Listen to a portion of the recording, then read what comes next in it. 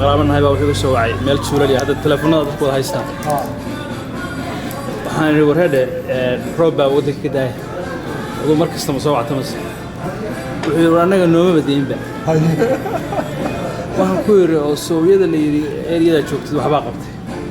xagee hadda reer ku jira ma yiri dadka waa kala qaana wuxuu yiri meel hablu ku jira meel hablu markuu ii sheegay waxa uu soo baxday waa dhul aan qaana waxay ahayd waxweyn oo qayn badan oo dhir leh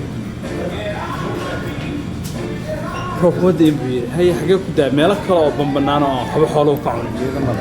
ayuu ku daay markuu ninkii telefoonka galay aan u su'aal isweydiiyay waxay tahay kaynta tan Ilaahay subhanahu wa ta'ala is the best manager oo waxayna ogeyn oo haday kayntu